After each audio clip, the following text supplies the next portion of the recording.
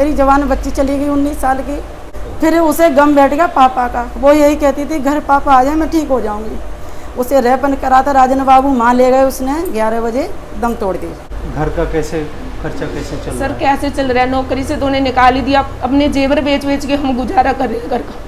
बस एक phone location के आधार पे उन्हें नोटिस के लिए बुलाया गया और हमें कोई इन्फॉर्मेशन नहीं दी गई। सब बुला के सबको एक दिन ही बंद कर देगा। हत्या जो हुई है पुलिस अलग जगह बताती है, उसका बेटा 2 जगह बताता है, मेन रोड पर भी बताता है और घर के आगे भी बताता है। मतलब परिवार से बात भी नहीं करने दी अरेस्ट करने से पहले। उनको अरेस्ट करने के बाद उनको उनके फ़ोन वोन सब जब्त कर लिया और उन्हें एक फ़ोन करने के लिए दिया गया कि आप अपने घर पे बता दीजिए कि आप अरेस्ट। नमस्कार, मैं अजीत और आप देख रहे हैं आप इंडिया। आज जो मैं बात करने जा रहा हूँ वो थोड़ा लंबा खींचेगा। लंबा इसलिए भी खींचेगा क्योंकि इसमें FIR है, उसके बाद आवेदन है, उसके बाद तीसरी FIR है, चार्जशीट है, 16 हिंदुओं के नाम हैं इसमें। साहिल परवेज़ की कहानी है जिसके पिता परवेज़ आलम की हत्या हो जाती है। एक दिन टीवी पे वो कुछ और इंटरव्यू देता है, उसके पिता की जेब से 13 जिंदा कारतूस मिलते हैं। बेटा बोलता है कि उनका रिवॉल्वर जो है गायब हो चुका है और वही बेटा ये भी बोलता है कि वो नमाज पढ़ने के लिए जा रहे थे। ये सारी कहानी 25 तारीख को की है, 25 फरवरी 2020 की, जब नॉर्थ ईस्ट दिल्ली में राइट्स हो रहे थे। ये मोहनपुरी की घटना है जहाँ पे एक बाबूलाल चौक नाम की जगह है और उसी के बाद गलियाँ हैं, गली नंबर 1, 2, 3, 4, 5, 6 करके, जो दिल्ली में एक शैली है रहने की। इस पर हम क्रमशः कई हिस्सों में आगे बढ़ेंगे। इसमें मैं आपको उन परिजनों से भी बात करवाऊंगा जिनके लोग, पुलिस ने जिन्हें बुलाया 8 अप्रैल को, 25 को हत्या होती है, 8 को पुलिस बुलाती है 8 अप्रैल को और 9 को उन्हें गिरफ्तार कर लिया जाता है। और उस 9 अप्रैल के बाद से आज 10 जुलाई है, एक कॉल के अलावा और कुछ नहीं। और कॉल भी एक ही कॉल, मैं ये नहीं कह रहा हूँ कि कॉल करने को मिल रहा था, नहीं, कॉल, वीडियो कॉन्फ्रेंसिंग, मिलना, कुछ भी नहीं हुआ है। ना ही पूछताछ के लिए परिवारों के पास पुलिस वाले आए, ऐसा इन सब के परिजनों का कहना है, जिनके ऊपर गंभीर आरोप हैं कि उन्होंने एक बुजुर्ग आदमी परवेज़ आलम को गोली मारी है, एक आदमी देवेश ने उसको लात मारा है। इसी पर चर्चा करेंगे। सबसे पहले हम आते हैं कि लाश डिस्कवर कब होती है। 25 तारीख को एक ASI हैं, ASI राकेश, उनके पास एक कॉल आती है कि 7 बजे के लगभग एक आदमी की हत्या हो चुकी है। वो GTB हॉस्पिटल में एडमिट है और किसी नितेश नाम के बंदे ने, जिसका पता कुछ था उसने जो है उसको एडमिट कराया है। आप आइए और इसे जो है इसका पंचनामा और तमाम जो कानूनी प्रक्रिया होती है वो करने की बात हुई। SI जाते हैं, वो अपना FIR जो एक FIR पुलिस अपने तरफ से करती है कि उनके पोजीशन में क्या क्या मिला, वो क्या इंजर्ड थे, डेड थे, ब्रॉड डेड थे या इलाज के दौरान मृत्यु हुई, सारी बातें उसमें लिखी जाती है। मृतक का नाम पता चलता है कि वो परवेज़ नाम है, लेकिन जो लाया है नितेश, उसका कोई पता नहीं कि वो कौन है। उसने अपना कोई आइडेंटिफिकेशन नहीं दिया था शायद डॉक्टर को। ये पुलिस के FIR में दर्ज है।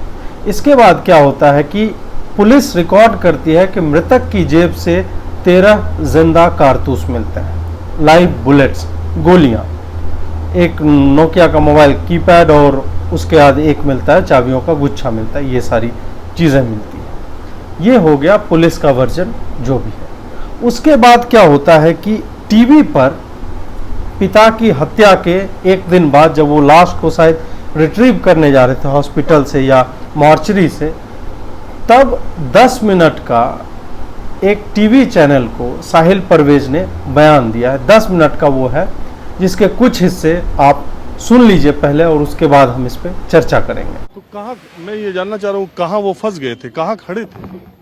वो अपने घर के आगे ही खड़े थे। हमारा घर जो है रोड से मिनिमम 30-50 फीट अंदर है, मेन रोड से। वो अपने घर पे ही खड़े थे, बाहर थोड़े उधर खड़े, उस साइड खड़े थे, थोड़े इस साइड खड़े थे।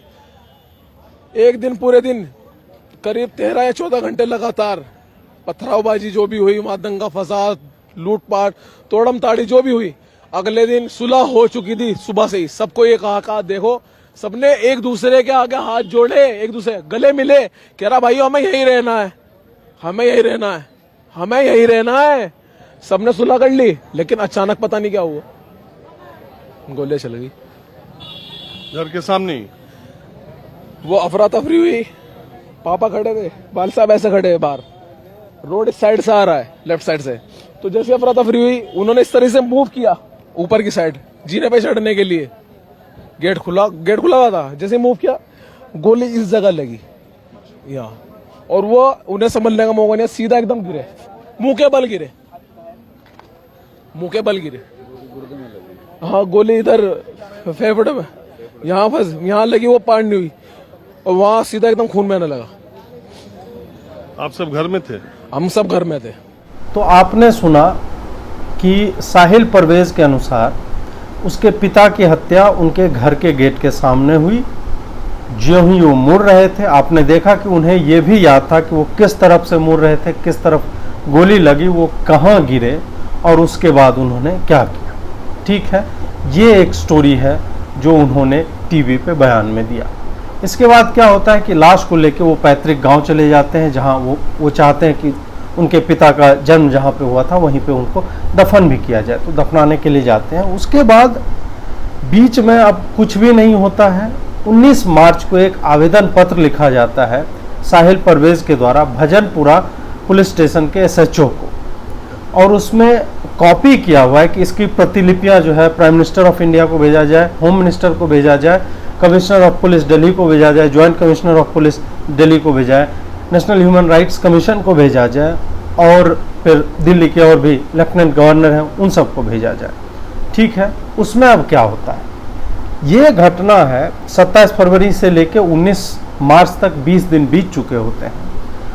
अब ये लड़का जिसने अभी ताज़ा बयान ये दिया था कि उसके पिताजी उसके घर पे ही मरे थे और उस गली में मरे थे जो मेन रोड से 50 फीट भीतर है, उनको किसी ने उधर से ही गोली मारी, उसने ये बोला, विविडली बोला, सारी चीज़ बता रहा है।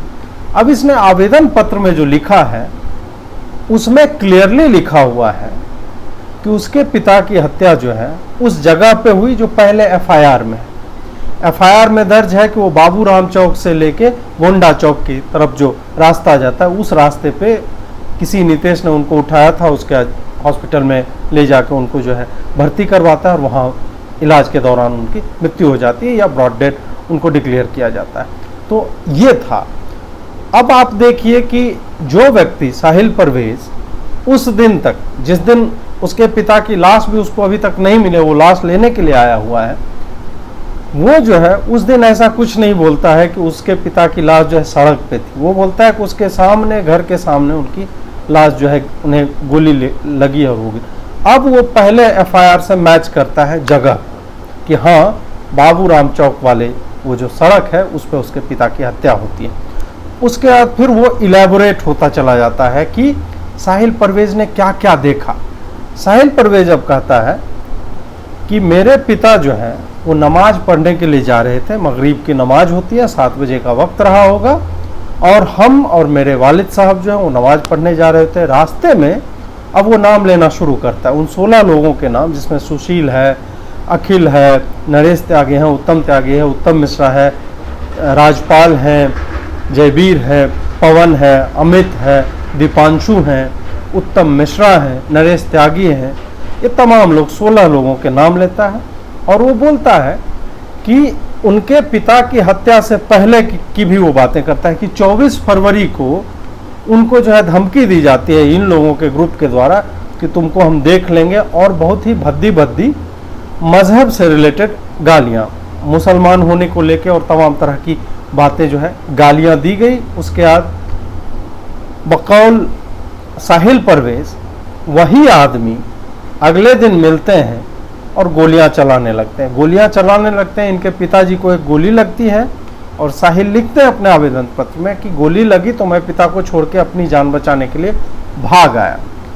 वो कहीं से छुप के बैठे रहे हो। वो बोलते हैं कि उन्होंने देखा कि देवेश झुकता है, उनके पिता को 2 लात मारता है, घायल पिता को, और उनके जेब से कुछ निकाल के भाग जाता है। जेब से क्या निकाल के भागा ये इस आवेदन में साहिल परवेज नहीं बता पाते हैं। साहिल परवेज तीसरा उनका बयान 3 अप्रैल को आता है, जिसके बारे में फिर से हम डिटेल में चर्चा करेंगे। वहां पे बताते हैं कि उनके पिता की एक लाइसेंसी रिवॉल्वर भी उनके पास हुआ करती थी, वो मिल नहीं रही है, वो गायब चल रही है। तो हो सकता है कि वो ये इंसिनुएट करना चाह रहे होंगे कि देवेश ने उनके पिता के जेब से जो है पिस्टल निकाल ली। अब यहाँ पे समस्या ये हो जाती है कि नमाज पढ़ने जाता आदमी गोलियां लेकर क्यों जाएगा। मोबाइल और चाबी का गुच्छा जो उनके बॉडी पर से मिला वो तो ठीक है कि वो एक है कि मिल सकता है कि हर आदमी के पास मोबाइल हो, गोलियां लेके नमाज पढ़ने को क्यों जाएगा।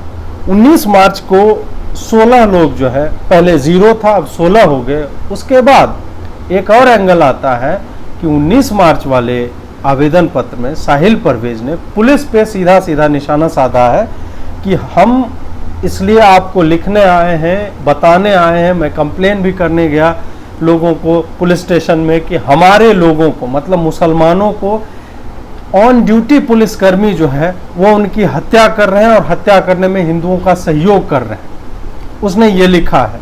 साथ ही अब जो उनके पिता की लाश गिरती है उसको वो बोलते हैं कि मैं घसीट कर घर लाया, उसके बाद किसी तरह अपने स्कूटी पे डाला और उसको लेके मैं गया जीटीबी हॉस्पिटल और वहाँ पे मैंने पिता को एडमिट किया, अपना आधार कार्ड दिया, ठीक आधार कार्ड दिया, और उसके बाद पुलिस वाले ने उन्हें धमकाया वहाँ पर भी कि ज़्यादा हीरो मत बनो। एग्जैक्ट उनके वर्ड है कि ज़्यादा बोलोगे, ज़्यादा बकवास करोगे तो ऐसा कर देंगे कि तुम्हें पता भी नहीं चलेगा। और ये पुलिस वाले ने उन्हें बोला और उन्हें साइड में ले गया और बाद में ये क्लेम करते हैं कि मैंने तो अपना ही नाम लिखवाया था, पता नहीं कैसे नितेश का नाम जो है उसमें किसी ने लिख दिया और ये पुलिस वाले ने ही ऐसा किया है, ऐसा मुझे बाद में पता चला। ये है आपको उनके पिता की हत्या कैसे हुई और उनके पिता को वो जीटीबी हॉस्पिटल कैसे लेके आए। चूंकि डॉक्यूमेंटेड है कि नितेश ने ही एडमिट करवाया और उसका एक गलत पता है। मैं भी उस जगह पे कल गया था और मुझे जो है कल का मतलब है मैं बृहस्पतिवार 9 जुलाई 2020 को वहाँ पे गया था और मुझे वैसी जगह नहीं मिली, वो गलत पता।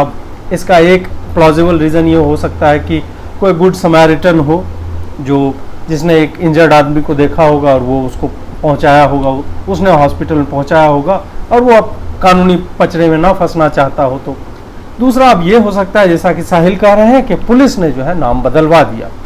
पुलिस ने अब अगर नाम बदलवा दिया तो अगले दिन जब वो टीवी पे 10 मिनट तक बयान देते रहते हैं तो उन्होंने पुलिस की ब्रूटैलिटी या पुलिस के इनएक्शन पे, जो कि उनके 19 मार्च वाले पुलिस को ही दिए गए आवेदन पत्र में बहुत ही क्लियर शब्दों में लिखा हुआ है कि ऑन ड्यूटी पुलिसकर्मी हिंदुओं की मदद कर रहे थे मुसलमानों की हत्या करने में।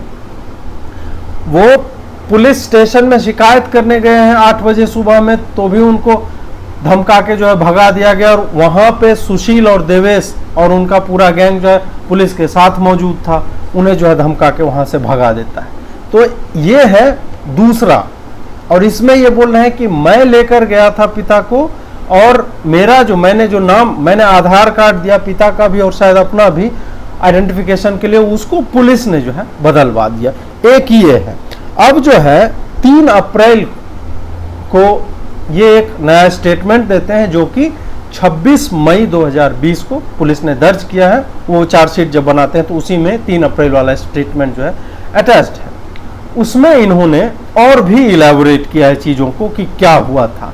उसमें है कि 25 तारीख को दंगे होते हैं, गली में हिंदू लोग जो हैं गोलियां चला रहे होते हैं, डंडे हैं, तलवार हैं, बंदूक है उनके पास और पूरा माहौल ख़राब हो चुका है। ऐसे माहौल में यहाँ पे भी स्टोरी इनकी सेम है कि इनके पिता और ये जो है नमाज पढ़ने के लिए निकलते हैं और अचानक से कुछ लोग आते हैं जिसमें सुशील जाट और देवेश हैं और बाकी लोग उनके शामिल हैं जिनका एक एक का नाम इन्होंने बाद में लिया है।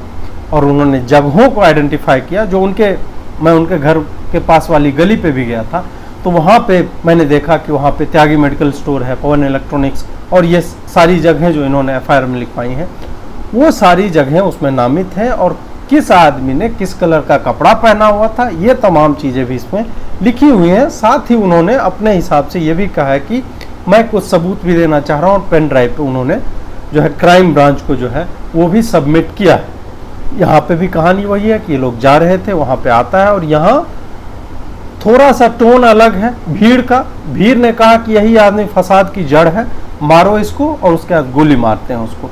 गोली मारते हैं, उसके पिता गिर जाते हैं। उसके पिता गिरते हैं और उसके बाद फिर उसको लात मारता है देवेश और कुछ सामान निकाल के भागते हैं वहाँ से। उसके बाद ये अपने पिता को अपने घर ले जाते हैं जो मेन सड़क से 50 फीट भीतर है, वहाँ ले जाते हैं, वहाँ छोड़ते हैं और ये सेकंड फ्लोर पे जाते हैं जहाँ पे इनके किराएदार रहते हैं ताकि उनकी मदद ली जाए और पिता को जो है हॉस्पिटल पहुँचाया जाए। तब तक उनकी माता जी नीचे आती हैं, उनके पिता को इंजर्ड देखते हैं तो आवाज़ लगाती हैं बेटे को कि तुम्हारे पिता को गोली लग गया। बेटा ऊपर से आता है और बोलता है कि तुम शांत रहो, हम जो है संभालने की कोशिश कर रहे हैं। साहिल अपने दोस्तों के साथ मोटरसाइकिल पे बैठ के, स्कूटी नहीं, अब है यहाँ पे वो मोटरसाइकिल पे बैठ के जा रहे हैं और उन्होंने बाकायदा मोटरसाइकिल का नंबर भी दिया। वो एक जगह जाते हैं और वहाँ पे इनको जो है बोला जाता है कि नहीं ये ज़्यादा इंजर्ड है, इनको आप जीटीबी हॉस्पिटल लेकर जाइए। जीटीबी हॉस्पिटल लेके जाने के बीच में इन्हें अपने एक मित्र शाहरुख मिलते हैं जिनकी स्कूटी पे ये अपने पिता को बिठाते हैं और ले जाते हैं। अब यहाँ पे एडमिट कराने वाला, इस तीसरे एफआईआर में जो स्टेटमेंट है उसमें एडमिट कराने वाला बंदा शाहरुख है और उसने अपना नाम नितेश लिखवाया है, या फिर शाहरुख ने हड़बड़ी में नितेश लिखवाया, या शाहरुख ने शाहरुख बोला, उसने सामने वाले ने नितेश सुना, या जो भी है गलत नाम गलत पता के साथ बॉडी जो है एडमिट की जाती है, दाखिल की जाती है। अब ये समझ में नहीं आ रहा है कि बेटे के रहते हुए शाहरुख जो है अपना नाम क्यों लिखवाता है, वो नाम गलत कैसे हो जाता है, ये भी जो है एक शोध का विषय है। हमने काफ़ी इसमें दिमाग लड़ाने की कोशिश की, मुझे तो इसमें कुछ समझ में नहीं आया कि कोई आदमी अपना नाम नितेश क्यों लिखाएगा, या फिर वही है कि ब्लाइंड फेथ अगर आप सामने वाले स्टेटमेंट पे कर सकते हैं। जिस आदमी ने 3 जगह 3 स्टेटमेंट दिए हैं, एक जगह बोल रहा है कि मैंने एडमिट कराया था, स्कूटी पे लेके गया था, दूसरी जगह बोल रहा है कि शाहरुख जो है उसके स्कूटी पे गया था और शाहरुख ने एडमिट कराया था, तीसरी जगह बोल रहा है कि पुलिस ने जो है बाद में उसे बताया गया कि उसने नाम जो है पुलिस ने बदलवा दिया। अब पुलिस किसी के बेटे के द्वारा लाई गई लाश में बेटे का नाम क्यों बदलवाएगा, ये मेरी समझ में नहीं आता है। आप लोगों को आए तो आप कमेंट में लिखकर अवश्य बताएं। तो जो भी है, तो यहाँ पे एक तीसरा आ जाता है कि नितेश का नाम, नितेश जो है कांस्टेंट है और नितेश को हम खोजने गए तो नितेश कहीं पे मिला नहीं। अब आप ये देखिए कि ये 3 जगह जो है रिटर्न की मैं बात कर रहा हूँ। एक तो है एएसआई राकेश द्वारा दर्ज एफआईआर 26 फरवरी को शायद दर्ज हुआ। उसके बाद दूसरा है आवेदन पत्र लिखित में जो स्वयं साहिल परवेज ने दिया है भजनपुरा एसएचओ को, और तीसरा है जो उन्होंने रिटन स्टेटमेंट या बयान जो है पुलिस के सामने दर्ज करवाया है अपना 3 अप्रैल को। इसके अलावा चौथा जो है वो उनका टीवी पर दिया गया बयान। 4 चीजें हैं, एक डेथ हुई है और चारों में बात यह है कि मरने वाले के मरने की जगह 2 बताई जा रही है। इनफैक्ट अगर थोड़ा सा वैरी करेंगे तो 3 तक वो चला जाएगा, क्योंकि बाबूराम चौक और इनकी गली से जो है लगभग 500 मीटर का अंतर है। तो अब वो एग्जैक्टली कहाँ पे मरे थे, नितेश ने लिखवाया बाबूराम चौक, तो शायद वही दर्ज रहा होगा गली नंबर 5 के पास। और उसके बाद फिर ये जो है बताते हैं कि मेरे घर के सामने और उन्हें गोली लगी तो अपने ही जीने पे चढ़ने वाले थे, उसी पे औंधे मुंह गिर गए। उनके किस साइड में गोली लगी, कहाँ से लगी, ये भी उन्होंने बताया है। तो इसमें इतना ज़्यादा वेरिएशन क्यों है? क्या एक व्यक्ति जिसको पुलिस टॉर्चर कर रही हो और जिसके पिता की लाश भी उसको अभी तक ना मिली हो, वो 10 मिनट टीवी पर बयान देने के लिए उसको समय मिला हो और वो वहाँ पे झूठ बोलेगा या कुछ छुपाएगा? ट्रॉमा जब होता है आदमी को, सदमे में होता है, मैं ये मान सकता हूँ, मैं इतना देने के लिए तैयार हूँ, तो वो नॉर्मली जो है सिस्टम को ब्लेम करता है, और खास करके सिस्टम ने अगर उसके साथ कुछ ऐसा किया हो तो।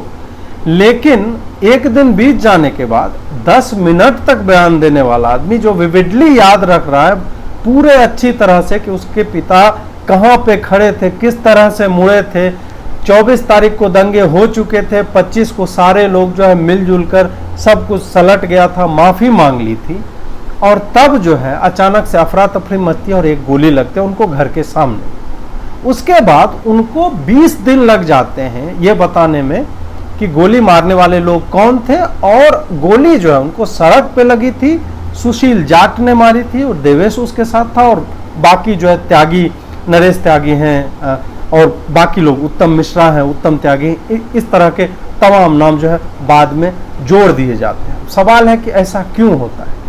उन ये मैं मान सकता हूँ, ठीक है, उस दिन वो 16 लोग को आइडेंटिफाई शायद ना कर पाए हो, टीवी पे वो ना बोल पाए हो, तो उन्होंने बाद में बोल दिया।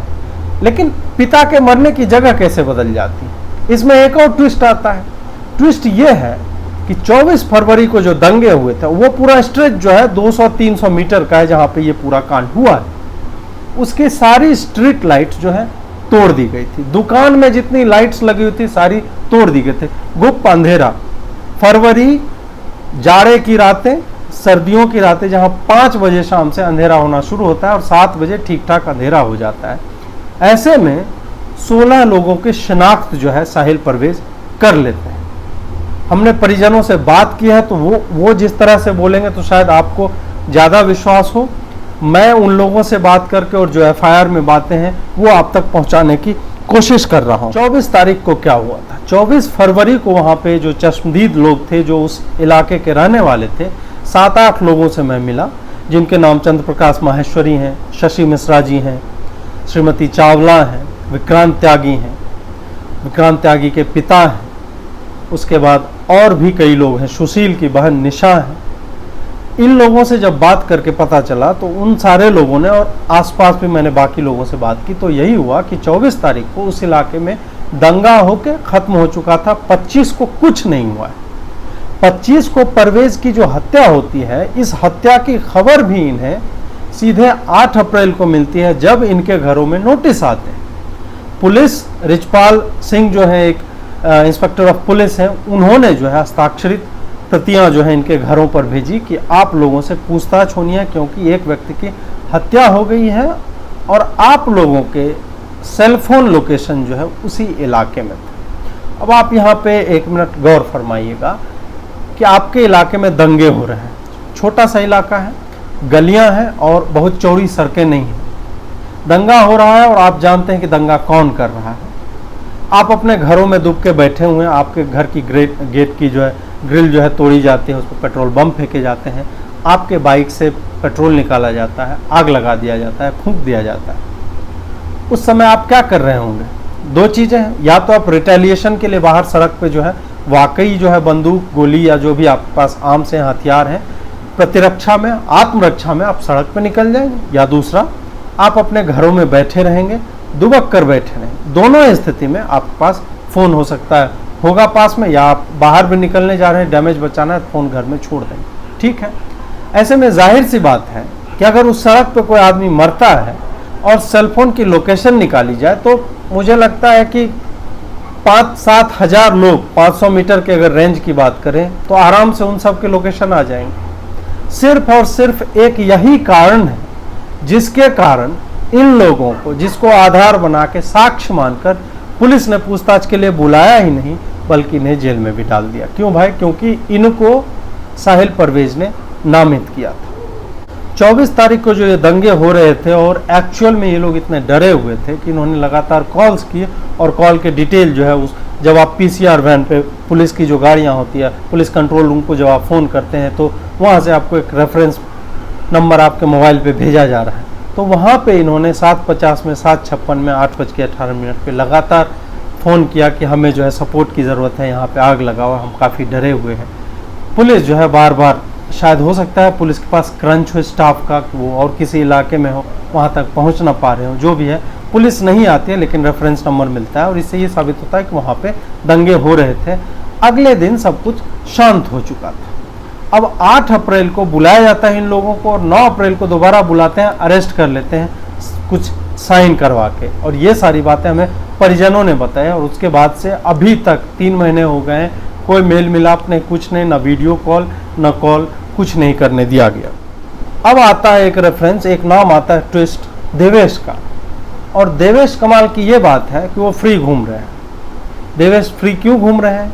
उनको भी नोटिस आया था, उनका भी नाम जो है साहिल परवेज ने एफआईआर में डाला था, उनके बारे में बोला, और विविडली याद करके बोला कि उसने देवेश को झुककर उसके पिता को लात मारते हुए उसके जेब से कुछ सामान निकालकर भागते हुए देखा।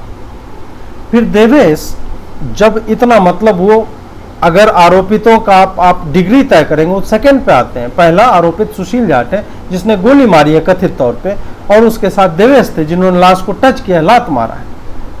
अब बात आती है कि देवेश को पुलिस ने गिरफ्तार क्यों नहीं किया। पुलिस ने गिरफ्तार इसलिए नहीं किया क्योंकि देवेश का लोकेशन वहाँ पे नहीं था, फ़ोन नंबर वहाँ पे नहीं था।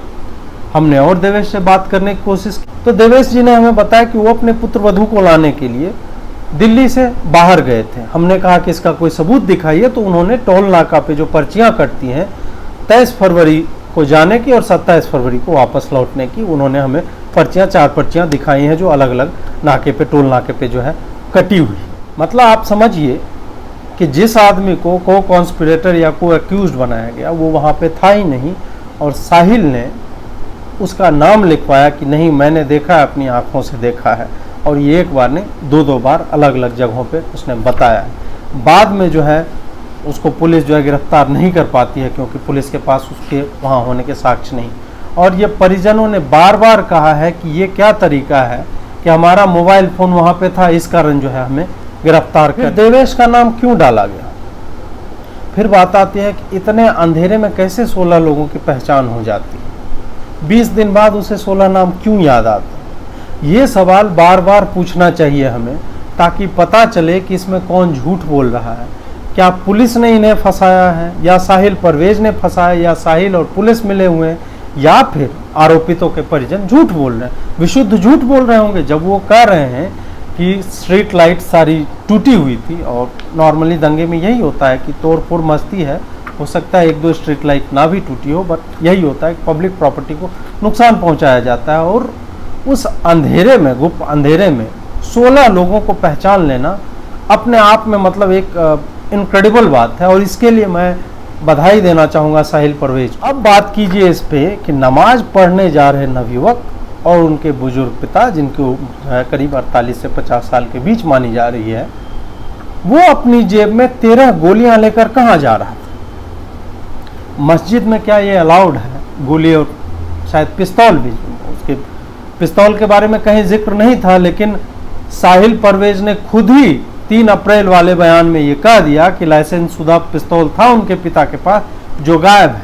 क्या उनके घर में चोरी हुई तब ये गायब हुआ, या वो खुद स्वीकार रहे हैं कि उनके पिता के पास वो बंदूक उस समय थी जब दंगे हो रहे थे, जिस समय उनकी हत्या हुई थी, और उसे कोई चुरा के ले गया?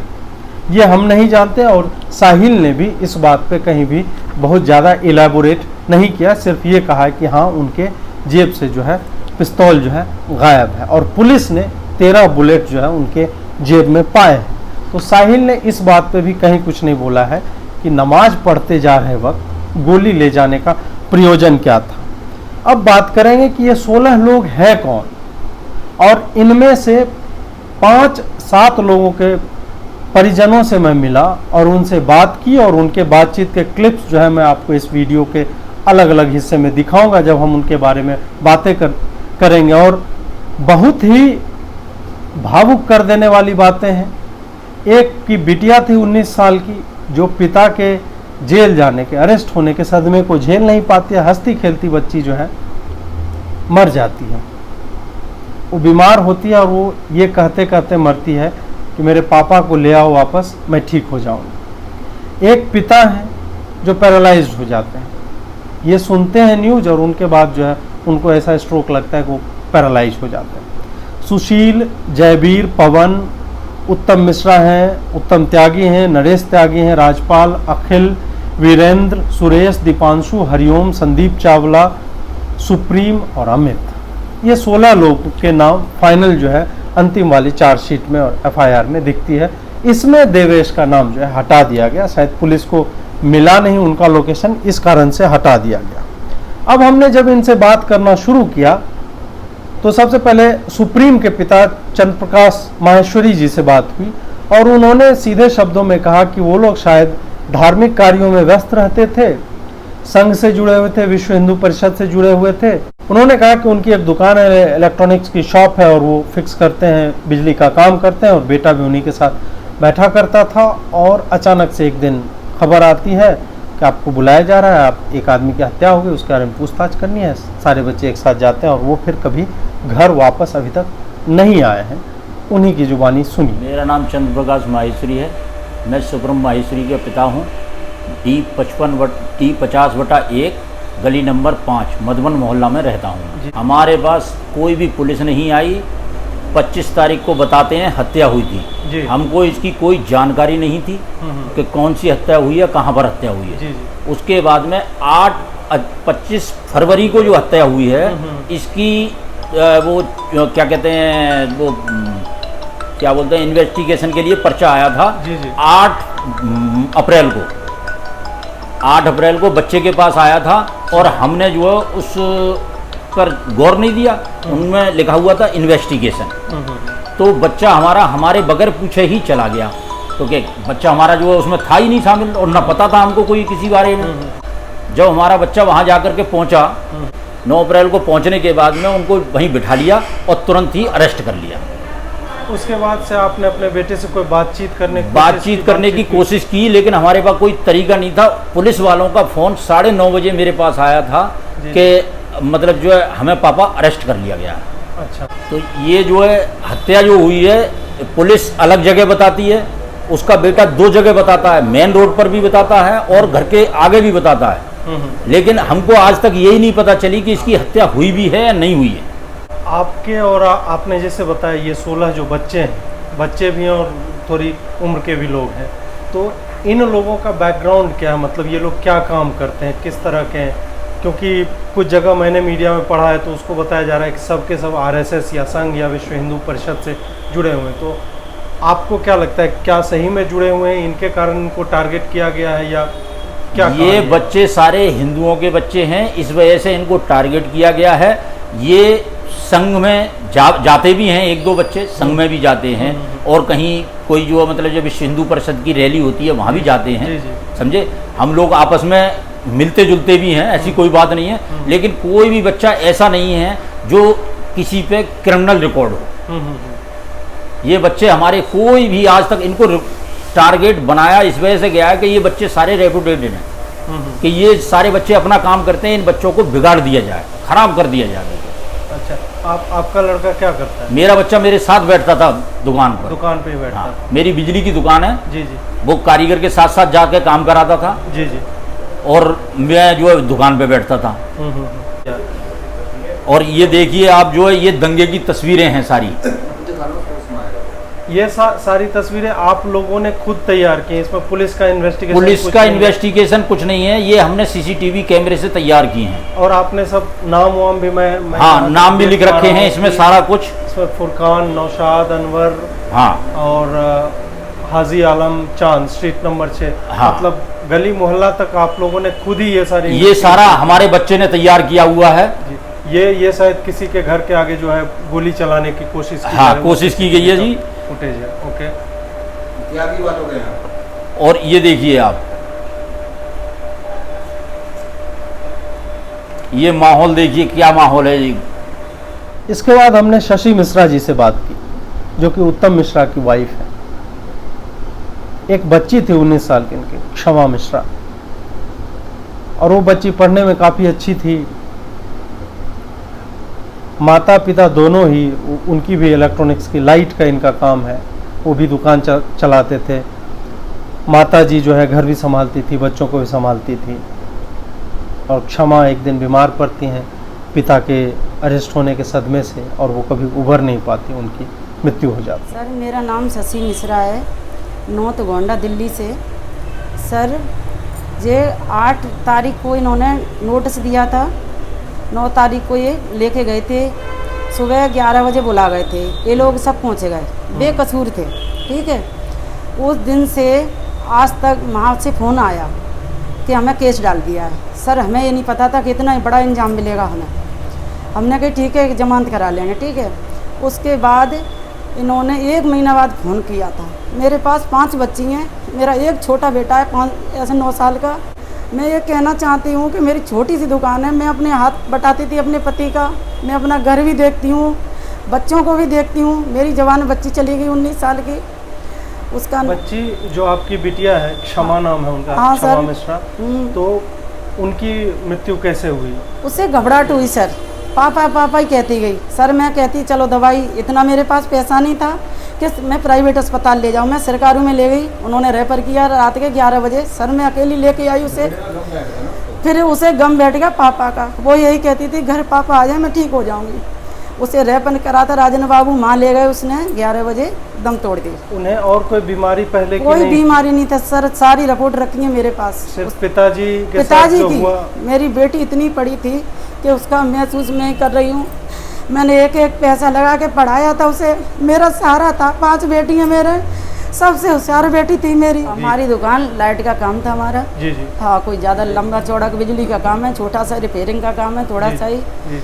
हम अपने बच्चे पाल रहे इसमें, हमें अंदर थे, हमें बाहर हमने नहीं देखा, हम तो भाईचारा समझते रहे। हमारे साथ में इतनी दुर्घटना हुई है कि हम ही जानते हैं। मेरी बच्ची चली गई, इसका अस्थियाँ रखी हैं उसकी घर में, 1 महीना हो गया। और हिंदू समाज में वो ये बताओ कि किसके घर में अस्थियाँ रखी जाती हैं? उनके पिताजी को बेल नहीं मिली, बेल नहीं मिली। बिटिया चली गई, उसके बिटिया बाद चली भी गई, बेल- उसके बेल बाद नहीं। नहीं बेल मिली। 6 घंटे की देर है सर, 6 घंटे। मुझे ये बताइए कि कौन सा ऐसा स्थान है जहाँ 6 घंटे में पहुँच जाएंगे और लेके आ जाएंगे? ठीक है, हमारे हिंदू समाज में बच्चे की अस्थियाँ चाहे बड़े बूढ़े की हरिद्वार जाती हैं, ठीक है। 6 घंटे हरिद्वार कौन पहुँच जाएगा, कौन ले आ जाएगा घर पे? ठीक है सर, तो वो नहीं आए, अभी तक नहीं आए। उसकी अस्थियाँ अब भी घर में रखी हैं सर। मैं बताओ, माँ हूँ, अस्पताल ले गई, अस्पताल से मैं उसे संस्कार लेके उसे मैं लेके आई हूँ, शमशान घाट लेके आई, सारा क्रियाक्रम करा। जो मेरे ऊपर बीत रहा है वो किसी माँ बहन के ऊपर न बीते। उसके बाद हमने विक्रांत से बात की। विक्रांत ने काफ़ी डिटेल में हमें बताया कि उनके साथ क्या हुआ, वो कहाँ पर थे, उनके घर के लोग कहाँ पर थे, कैसे उनके घर के सामने की बाइक को जला दिया गया। विक्रांत के 2 चाचा उत्तम त्यागी और नरेश त्यागी जो हैं, दोनों हिरासत में हैं और वो जो है उनके बेल पे बाहर आने की प्रतीक्षा कर रहे हैं। उन्होंने जो बोला, जो हॉरर्स उनकी सिस्टर जो हैं, उन्होंने ये भी बताया कि सीए के प्रोटेस्टर ये लोग जो है, ये लोग से मतलब मुसलमान जो है, वो उनकी बहन को छेड़ते भी थे। 1-2 बार वो अप्रेंटिसशिप करने के लिए जाती थी कहीं पे और वहाँ से लौटते वक्त इनके साथ छेड़छाड़ की भी घटनाएं हुई और इन्हें हवा भी नहीं लगी और ये पूरा दंगा जो है हो जाता है। अपने बारे में पहले बताइए। मेरा नाम विक्रांत त्यागी है, मैं उत्तम त्यागी और नरेश त्यागी का भतीजा हूँ। हमारे यहाँ 24 तारीख को दंगे हुए थे, जिसमें 24 तारीख को एक कम्युनिटी ने पूरी रोड पे घेराव कर रखा था और दंगे करे हैं। उन्होंने पेट्रोल बम फेंके हैं, गोलियां चलाई हैं, डंडे वंडे लेके पत्थर तक फेंके। हमारे घर पे भी अटैक करा है उन्होंने। उस दिन मेरे घर पे मेरी बहन, मेरी चाची और एक छोटा भाई था। हम सब बाहर गए हुए थे, हमारे घर में शादी थी गांव में, हम सब वहाँ गए हुए थे। उस टाइम पे उन्होंने हमारे घर पे अटैक किया, जिसमें हमारे घर की बाइक भी जलाई है उन्होंने, घर पे पथराव हैं। हमारे पास वीडियो फुटेज भी है उनकी जलाते हुए की, रोड पे दंगा करते हुए की भी। 24 तारीख को ये सारे दंगा रात 10-12 बजे तक हुआ है, लेकिन माहौल इतना डरावना था कि लोगों ने घर से बाहर झाँकने की हिम्मत नहीं करी, सब अपने घर में छुपे रहे। कि आपकी दीदी मेरी बहन यहीं पे थी और चाची, तो उन दोनों ने आपको कांटेक्ट करने की उन्होंने इतने फ़ोन किए हैं घबराहट में, हमारे हाथ पैर फूल गए। जितने वो घबराए हुए थे, अगर कोई और देख लेता तो उनके भी हाथ पैर फूल जाते। उन्होंने पीसीआर पे भी फ़ोन कराया, 100 नंबर पे डायल कराया। हमारे पास उसकी रेफरेंस नंबर भी है जो जनरेट होता है पीसीआर के कॉल के बाद, लेकिन कोई सुनवाई नहीं हुई है। सब ने, पुलिस वालों ने कह दिया कि हम फोर्स भेज रहे हैं, लेकिन कोई कार्रवाई नहीं हुई है। यहाँ तक कि एक बार मेरी बहन ने दोबारा मतलब काफ़ी देर बाद फ़ोन करा कि जब आप तब आओगे जब हम सब मर जाएंगे, तभी आओगे क्या आप पुलिस वाले? तो पुलिस वालों ने कहा जी हमने ऊपर अपने अधिकारियों से बात करिए, जैसी कुछ ऑर्डर आएगा हम आप पे कार्रवाई करेंगे। फिर कुछ दिन बाद क्या होता है, 8 तारीख को हमारे पास नोटिस आता है कि एक परवेज़ आलम है, उनका मर्डर हो गया है और उनके इन्वेस्टिगेशन में यहाँ पे लोगों को नोटिस दे के गए शाम के 5 बजे अराउंड, और अगले दिन की डेट दी गई कि उसमें आपको आना है क्राइम ब्रांच सेक्टर द्वारका, वहाँ पे आना है। ये हमारे परिवार के जितने भी लोग थे जिनको भी नोटिस आया, उत्तम त्यागी को, नरेश त्यागी को, सुभाष त्यागी को, और रोड के और भी कई लोग थे, 22-23 लोगों को नोटिस आया। सब चले गए क्योंकि उनको पता था कि कुछ करा नहीं है, तो वो कानून से नहीं डर रहे थे, ना किसी कार्रवाई से डर रहे थे। तो उन्होंने गए और इन्वेस्टिगेशन में सहयोग देने की कोशिश करी, लेकिन वहाँ पे उन लोग 17-18 लोगों को जो भी अरेस्ट करे, और बाकी कुछ लोगों को एक्सीडेंट हो गया था तो वो तो वापस भेज दिया पुलिस वालों ने। लेकिन जो 17-18 लोगों को था उनको वहाँ पे बिठाया गया, पूरी रात शाम तक बिठाया गया, और उनसे ना कोई इन्वेस्टिगेशन करी गई। एंड में उनसे एक अरेस्ट पेपर पे साइन ले लिए और उनको इतला कर दिया गया कि आप सब अरेस्ट हो गए। उनको कोई वकील या कुछ नहीं, किसी की कोई कार्रवाई नहीं हुई, किसी बाहर मतलब परिवार से बात भी नहीं करने दी अरेस्ट करने से पहले। उनको अरेस्ट करने के बाद उनको उनके फ़ोन वोन सब जब्त कर लिया और उन्हें फ़ोन करने के लिए दिया गया कि आप अपने घर पे बता दीजिए कि आप अरेस्ट हो गए। उस फ़ोन के बाद आपके पास उसके बाद से हमारा उनके साथ कोई कांटेक्ट नहीं है। वो जेल में किस हालत में है हमें कोई कुछ नहीं पता है, क्योंकि कोरोना चल रहा है तो पुलिस का ऐसा नियम है, शायद मेरे को नहीं कोई ज़्यादा आइडिया नहीं है कि आप वीडियो कॉन्फ्रेंसिंग भी मतलब शायद अलाउड नहीं है और आप मीटिंग भी नहीं कर सकते, उनसे मिल नहीं सकते आप ना, सब कुछ बंद है। हमें कोई इत्तला नहीं है उन लोगों की कि वो किस हालत में है। आप ये जो 16-17 लोग हैं, क्या आप लोग एक दूसरे को जानते थे? जी, हमारा सारा एक कम्युनिटी है यहाँ पे, हिंदू कम्युनिटी को टारगेट करा गया है। सब एक दूसरे को जानते हैं और सारे सब आसपास लोग हैं। सब ऐसे लोग हैं जो एक दूसरे के दुख सुख में साथ खड़े रहते हैं। बिजनेसमैन है, अपना कुछ प्राइवेट सेक्टर में जॉब करते हैं, कुछ गवर्नमेंट में करते हैं, कुछ अपना काम धंधा करते हैं, सब उनको टारगेट करा गया। आपके घर से जहाँ अभी हम लोग बैठे हुए वहाँ और फिर मुसलमानों का इलाका वो कितना दूर है? 100 मीटर, मुश्किल 100-200 मीटर का गैप है। और दुकानें जो जली हैं वो सारी हमारी रोड पे हिंदुओं की दुकानें जलाई गई हैं। इसमें से 16, 17, 18 लोगों में से जो अरेस्ट हुए हैं उनमें से आधे लोग तो वो हैं जिनके खुद की दुकानें जलाई गई है, जिनके घर जला दिए गए, उनकी कारें जला गई और उन्हीं को अरेस्ट करा हुआ है पुलिस ने। और जो 16 लोग अरेस्ट हुए हैं इनको सिर्फ लोकेशन के बेस पर अरेस्ट करा गया है। इनके पास आईओ इन्वेस्टिगेशन चार्जशीट में कहता है कि उनके पास कोई पुख्ता सबूत नहीं है, सिर्फ लोकेशन के बेस पे अरेस्ट करा गया है। और लोकेशन का रेंज क्या है? लोकेशन का रेंज वो बताता है कि 500 मीटर के अंदर दायरे में सिर्फ एक ही लोकेशन शो करती है। आप चाहे कहीं भी रहते हो 500 मीटर के अंदर आपकी एक ही लोकेशन शो करेगी। जब हम यहाँ 20-25 सालों से रह रहे हैं तो हमारी आज से 20 साल की बाद भी पहले की भी लोकेशन निकालोगे तो हम घर पे ही मिलेंगे अपने। जब हमारा घर यही है तो हम तो लोकेशन ही मिलेंगे। तो ये उनका आईओ का, हमारे यहाँ कुछ सीसीटीवी कैमरे लगे हुए थे जिसमें 24 तारीख को इनके दंगों के सारी वीडियोज है हमारे पास, इनकी फुटेज है। हमने मतलब इन्वेस्टिगेशन टीम को भी, आईओ को भी दी थी, रिचपाल सिंह मीना नाम है उनका, हमने उनको भी प्रोवाइड करी। उन्होंने सीधा ये बोला कि हमें 24 तारीख के दंगों से कोई मतलब ही नहीं है, जबकि दंगे इन्होंने करे हैं, सब इन्होंने का करा हुआ है। और ये माहौल एक आज 24 को नहीं हुआ, ये कई दिनों से माहौल चल रहा था। शाम को जैसे शाम को ये नूरीलाई इलाके पे खड़े हो जाते थे और वहाँ पे सीए के प्रोटेस्ट करते थे, सीए के अगेंस्ट। तो ये आते जाते लोगों को छेड़ते थे। मेरी बहन को इन्होंने एक दिन बदतमीजी भी करी है उनको। वो यमुना विहार में यूके चौधरी के यहाँ पे अप्रेंटिस है, वो वहाँ पे काम कर रही है, सीखती है वो।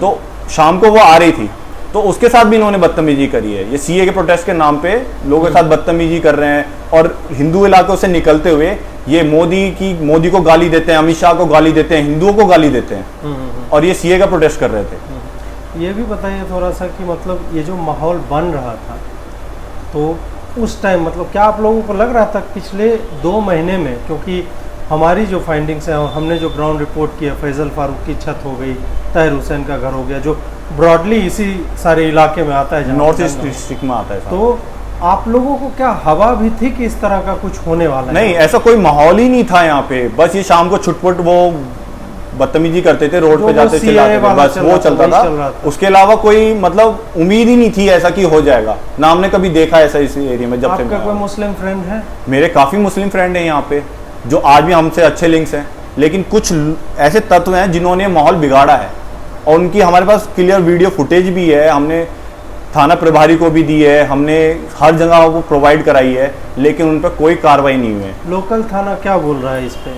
कोई कार्रवाई नहीं। हमने यहाँ तक कि हमारी कंप्लेंट तक रजिस्टर्ड नहीं करी गई है अभी तक। आपके पास कॉपी है कंप्लेंट की? हमारे पास कॉपी है, हमारे पास हर चीज़ है, स्टैंप लगी हुई है थाने की, उस पर मतलब उन्होंने एक्सेप्ट करी है, लेकिन कोई कंप्लेंट उन्होंने एफआईआर रजिस्टर्ड नहीं करी है। इवन आज तक पूछने तक नहीं आए वो। इसी बैठक में मैं जब था तो वहीं पे मुझे एक स्क्रीन भी दिखा, मॉनिटर दिखा और उस पे जो है कैमरे की फीड चल रही थी। ये घर के अंदर की मैं बात कर रहा हूँ और घर के अंदर बैठकर सड़क के दोनों ओर कैमरे लगे हुए थे कि मेन रोड जो है, गली से भीतर है इनका, रोड से भीतर इनका घर है, मेन रोड पे फोकस 2 कैमरे थे कि वहाँ पे कौन आ जा रहा है, और एक कैमरा इनके घर के सामने था कि घर के सामने कौन आ रहा है, और फिर एक जो है घर में आप जो ही इंटर करते हैं वो कैमरा लगा हो। मैंने पूछा कि इसका कारण क्या है। उन्होंने बताया कि जब 30-40 साल से आप एक इलाके में रह रहे हो, आपने कभी सोचा ना हो, आपके कई मुस्लिम मित्र रहे हों, आपने कभी सोचा भी ना हो कि कोई 2 महीने से इस तरह की गहन तैयारी के साथ एक दिन आएगा और उन्हीं लोगों के दुकानों को टारगेट करेगा जो हिंदू हैं, आग लगाएगा। जिन लोगों की गिरफ्तारियां हुई हैं उसमें से कईयों के घर और दुकान दोनों जलाए गए, उसी मॉब ने जलाई।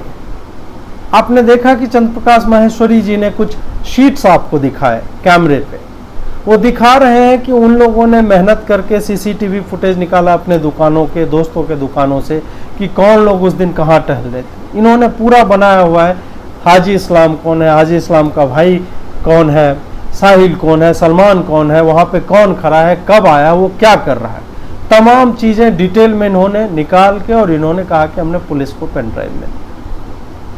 कोई आदमी अपने घर में सीसीटीवी जब लगवाता है तो वो जानता है कि उसके विश्वास की हत्या हो चुकी है।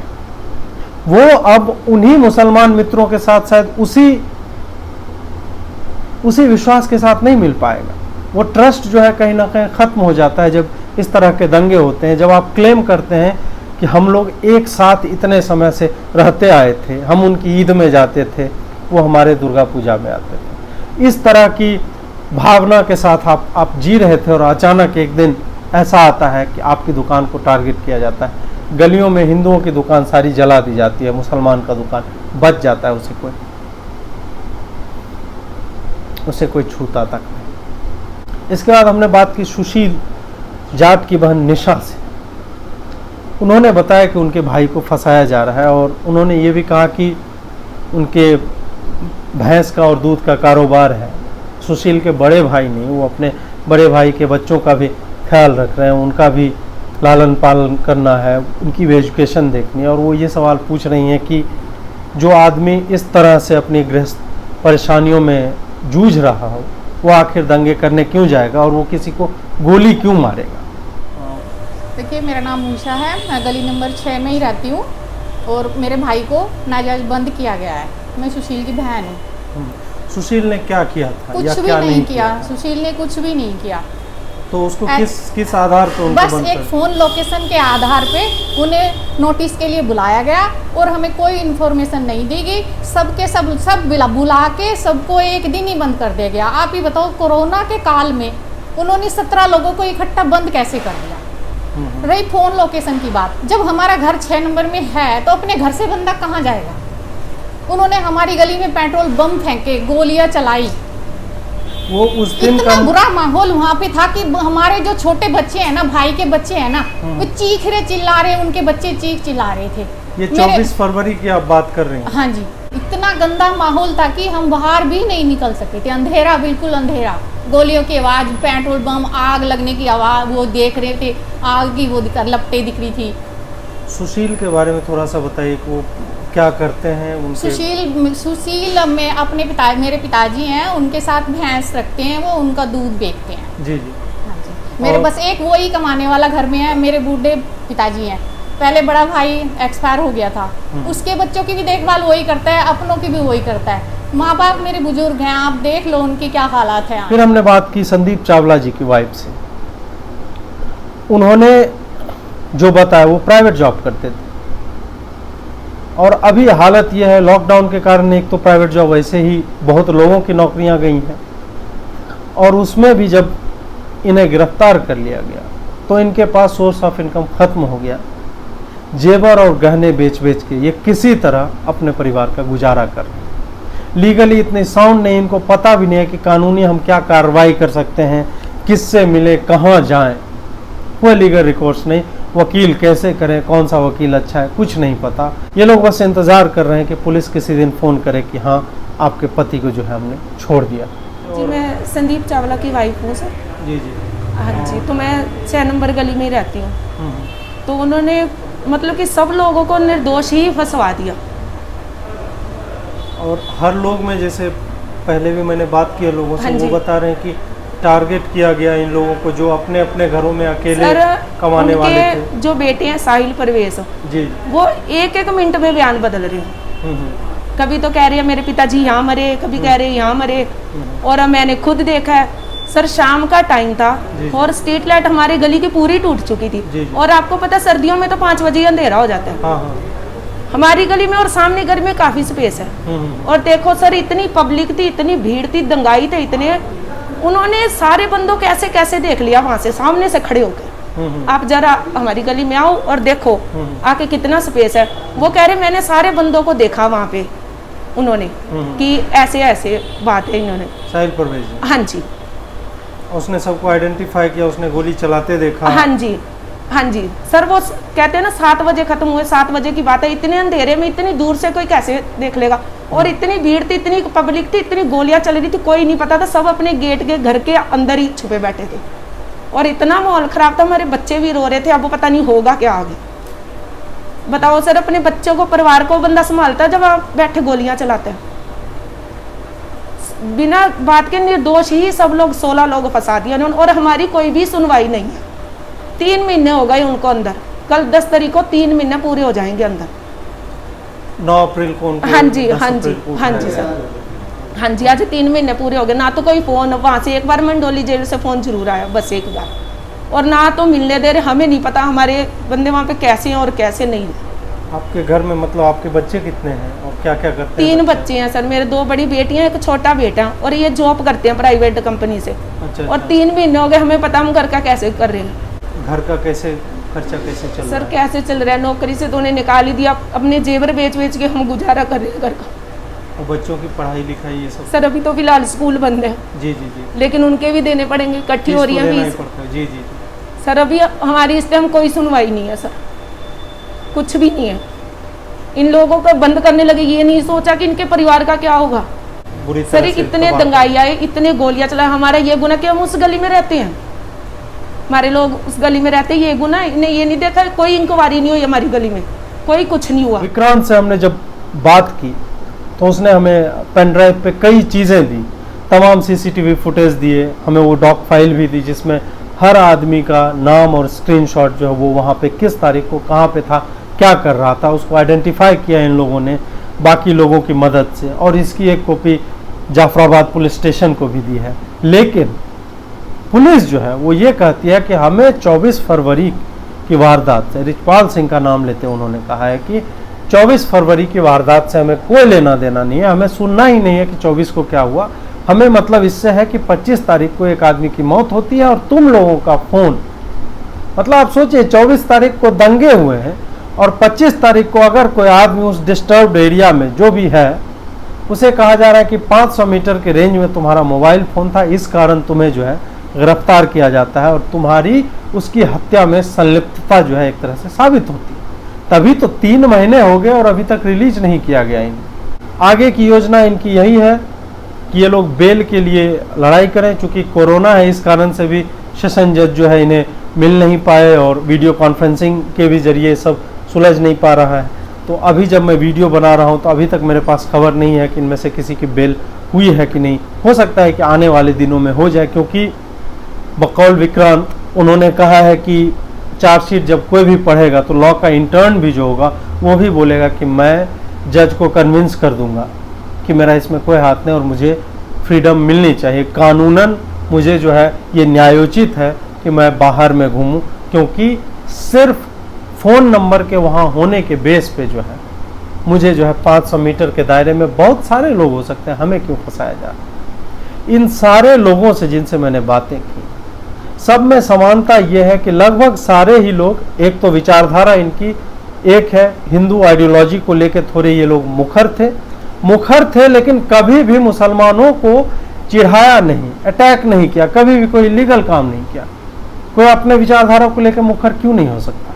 कोई चंदन या तिलक लगा रहा है तो उससे किसी को दिक्कत नहीं होनी चाहिए। जब तक वो तिलक लगाने के लिए तुम्हारे घर की ईंट फोड़ नहीं रहा है तब तक तुम्हें समस्या नहीं होनी चाहिए।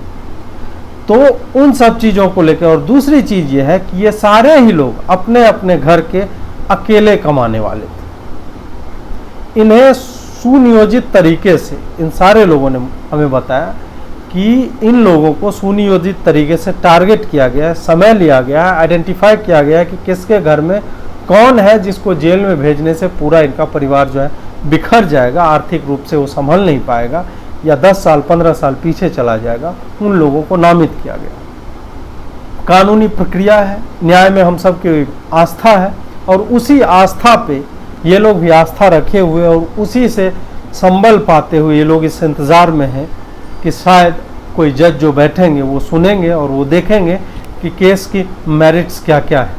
आखिर क्यों पुलिस ने सिर्फ मोबाइल फ़ोन के बेसिस पे इन्हें गिरफ्तार कर लिया, इनके परिजनों को छोड़ नहीं रहे।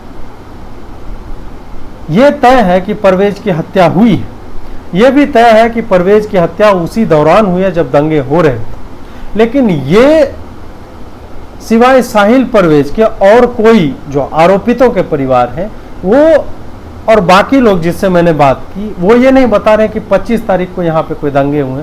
उनका कहना है 25 तारीख को सब कुछ शांत हो चुका था और इन्हें किसी परवेज के मरने की खबर तब तक नहीं थी जब तक कि इनके पास नोटिस नहीं आ जाता है रिचपाल से। तब आशा ये करता हूं कि परवेज का जो भी हत्यारा हो वो जरूर सामने आए, उसे उसके हत्या की सजा मिले, फांसी मिले, क्योंकि हत्या एक जघन्य अपराध है। हत्या नहीं होनी चाहिए, दंगे नहीं होनी चाहिए। जो भी योजना बना रहे थे उन सारे दंगाइयों को सजा मिले। लेकिन कोई भी निर्दोष व्यक्ति सिर्फ उसका फोन नंबर उस लोकेलिटी में था उस बेसिस पे भी अंदर नहीं जाना चाहिए। मैं ये नहीं कह रहा हूं कि सिर्फ वही है, पुलिस इन्वेस्टिगेट करे। क्या पुलिस उस इलाके में दोबारा आई है? परिजनों का कहना है नहीं, उन्हें तो नहीं पता है कि पुलिस आई है और पुलिस इन्वेस्टिगेशन कर रही है, क्योंकि वो घर के लोगों से पूछते कि वो कहाँ थे, नहीं थे। क्रॉस क्वेश्चनिंग होती है ना, ये दिखाने के लिए कि ठीक है तुम्हारे पति ने ये बोला, अब तुम बताओ तुम्हारा पति कहाँ था। अलग अलग बिठा के क्वेश्चनिंग हो सकती है। ये सारी बातें मैं बस ऐसा नहीं है कि मैं बड़ा कानूनी मामलों का जानकार हूँ और मुझे पुलिस किस तरह से काम करती है वो मैं बता रहा हूँ पुलिस को, नहीं। मैं सिर्फ अपनी सामान्य बुद्धि से बोल रहा हूँ कि इस तरह से भी इन्वेस्टिगेशन होता है, ये हम जानते हैं। जिनके भी घर के कोई लोग पुलिस के पचड़े में फंसे हो या आपने कहीं देखा हो, किसी से कुछ सुना हो, तो अमूमन यही होता है कि किसी भी व्यक्ति का प्रेजेंस कहाँ पे था उस वक्त, ये जानने के लिए उनके रिलेटिव से भी पूछताछ की जाती है। इस केस में ऐसा कुछ नहीं हो रहा है। इस केस में सिर्फ और सिर्फ उन्हें उठाया गया जो आरोपित हैं, उन्हीं से पूछताछ हो रही है। उन्हें वकील का भी एक्सेस उस तरह से नहीं है, परिजनों का भी एक्सेस नहीं है। उनके साथ इन 3 महीने में क्या हो रहा है कोई नहीं जानता। शायद वो बेल पे छूट के आएंगे तभी बता पाएंगे। अंत में बात फिर घूम फिर के जो मुद्दा आता है कि परवेज की हत्या हुई है, उसको बिल्कुल न्याय मिले, लेकिन साहिल परवेज झूठ क्यों बोल रहा है? साहिल परवेज अपने झूठ को रिफाइन क्यों करता जा रहा है? साहिल परवेज अपने झूठ को डिटेल्ड क्यों बनाता जा रहा है? उसको विस्तार क्यों दे रहा है? उसको वृहद रूप में नए नए एलिमेंट्स 3 और 4 बार में क्यों जोड़ता है? क्या एएसआई राकेश ने जो एफआईआर लिखवाई वो झूठ है? क्या अपने पिता की लाश को रिट्रीव करता हुआ साहिल परवेज 10 मिनट के लिए बयान जो देता है जर्नलिस्ट को, टीवी पे, नेशनल मीडिया पे देता है, वहां पे वो पुलिस को एक्यूज नहीं बनाता।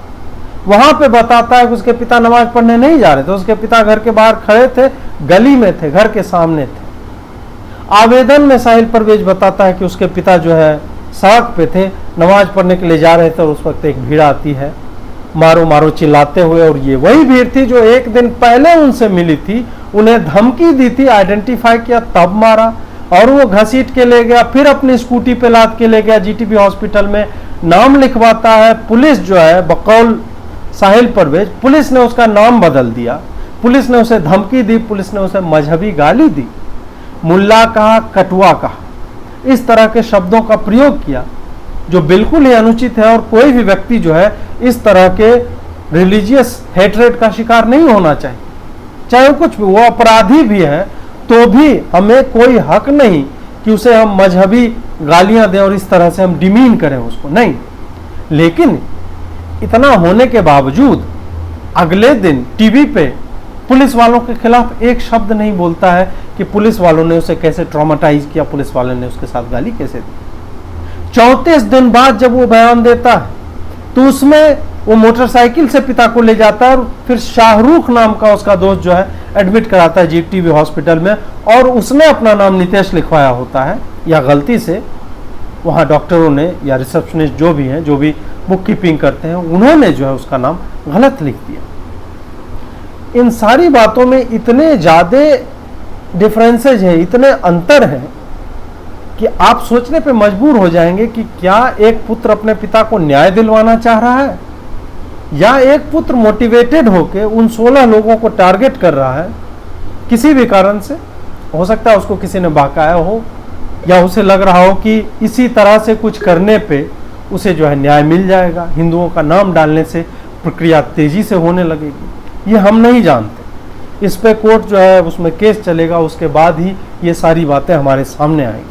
लेकिन तब तक मैं यही सोचना चाहता हूँ और मैं यही सोचता हूँ और आपसे भी अपील करता हूँ कि आप इन बिंदुओं पे गौर कीजिए कि कोई व्यक्ति नमाज पढ़ने जा रहा है तो उसके जेब में गोलियां क्यों हैं, उसका बेटा ये क्यों क्लेम करता है उसके पास एक लाइसेंस शुदा पिस्तौल थी जो गायब हो चुकी है। ये सारे बिंदु साहिल परवेज के क्लेम को थोड़ा कमज़ोर बनाते हैं। इस पे जैसे जैसे और भी हम लगातार अभी दिल्ली दंगों की चार्जशीट पे एक श्रृंखला करने जा रहे हैं और उस पर हम लगातार आपसे जुड़े रहेंगे, आपको बताते रहेंगे कि कहाँ कहाँ किस तरह से झूठी नैरेटिव बिल्डिंग हो रही है, किस तरह से एक कम्युनिटी को निशाना बनाया जा रहा है। और ये प्रूव करने की कोशिश हो रही है कि 2 महीने की प्लानिंग मुसलमानों ने नहीं की थी। शाहीन बाग को एक फसाद बना के पूरी मीडिया जब उधर थी तो जाफराबाद में, सीलमपुर में, भजनपुरा में, मौजपुर में, ब्रिजपुरी में, यमुना विहार में, इन इलाकों में जो है प्लानिंग जो है, मस्जिदों के ऊपर पत्थर मिले हैं, घर के छतों पे पत्थर मिले हैं, ताहिर हुसैन के बिल्डिंग पे लगातार उस दिन 3 से 4 हजार लोग बैचेज में मतलब गए हैं, आए हैं, पेट्रोल बम फेंके, एसिड की बोतलें फेंकी हैं। व्हाट्सएप पे मैसेज घूम रहा था कि स्त्रियों को क्या करना चाहिए दंगे की स्थिति में। इन सब पे हम लगातार कहानियां लाते रहेंगे। आपसे गुजारिश यही है कि इन कहानियों को आप स्प्रेड आउट कीजिए, लाइक, शेयर और सब्सक्राइब कीजिए। बहुत बहुत आभार आपका। नमस्कार।